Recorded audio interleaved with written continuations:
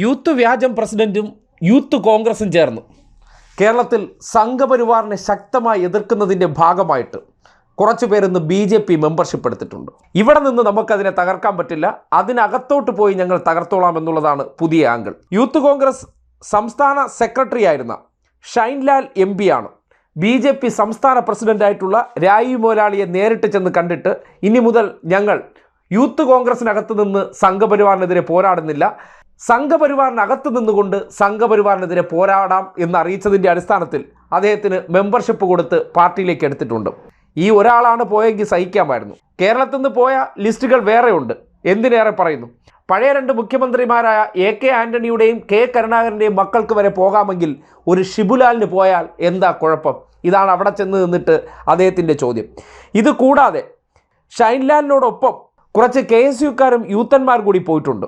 കോവളം വെങ്ങാനൂർ മണ്ഡലം പ്രസിഡൻ്റായിട്ടുള്ള നിതിൻ SB, മുൻ Rajaji Nagar unit പ്രസിഡൻ്റായിട്ടുള്ള Nithin MR, KSU unit vice president Alfred Raj, youth Congress Thrikkannapuram ward president Amal Suresh, Aruvikkara മണ്ഡലം യൂത്ത് കോൺഗ്രസ് മുൻ പ്രസിഡന്റും ചാക്ക ITIയിലെ KSU നേതാവുമായ അഖിൽ രാജ് എന്നിവരാണ് BJP സംസ്ഥാന കാര്യാലയത്തിലെത്തി രാജീവ് ചന്ദ്രശേഖരൻ മുതലാളിയിൽ നിന്ന് ഇപ്പോൾ അംഗത്വം സ്വീകരിച്ചിരിക്കുന്നത്.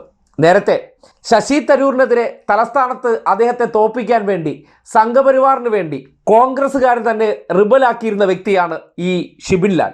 അന്ന് 1483 വോട്ട് തരൂരിൽ നിന്ന് പിടിച്ചു മാറ്റാനും ഷിബിൻലാലിന് കഴിഞ്ഞിരുന്നു. അദ്ദേഹം തെരഞ്ഞെടുപ്പിന് ശേഷം കോൺഗ്രസുമായി കോംപ്രമൈസിലായി ഇതിനകത്ത് പ്രവർത്തനം നടത്തി വരുമ്പോൾ യൂത്ത് വ്യാജൻ ആവശ്യപ്പെട്ട പ്രകാരം ശക്തമായിട്ട് തലസ്ഥാനത്ത് സംഘപരിവാറിനെതിരെ പോരാടണം, ഒരു വിട്ടുവീഴ്ച ഉണ്ടാകരുത് എന്ന് അറിയിച്ചത്രേ. അതിൻ്റെ അടിസ്ഥാനത്തിലാണ് പ്രതിപക്ഷ നേതാവ് VD സതീശൻ ചെയ്തതുപോലെ തന്നെ സംഘപരിവാറിൻ്റെ ശാഖകൾക്കുള്ളിൽ പോയി ഗോൾവാൾക്കറിനെ തൊഴുതു നിന്നുകൊണ്ട് സംഘപരിവാറിനെതിരെ പോരാടും പോലെ ഞാനും ശാഖയ്ക്കകത്ത് പോയി നിന്ന് സംഘപരിവാറിനെതിരെ പോരാടാമെന്ന് അറിയിച്ചുകൊണ്ടാണ് ഈ പോക്കും. തെരഞ്ഞെടുപ്പ് അടുത്ത് വരികയാണ്.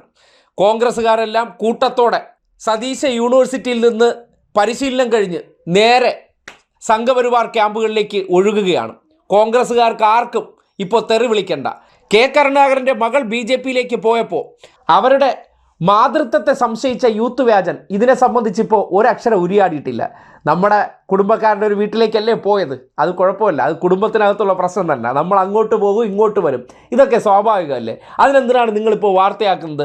ഞങ്ങളുടെ കുടുംബക്കാരുടെ പ്രശ്നങ്ങളിൽ നിങ്ങൾ ആവശ്യമില്ലാതെ ഇടപെടണ്ട എന്ന ശൈലിയിൽ മിണ്ടാതെ കൂടി ഇരിക്കുകയാണ്.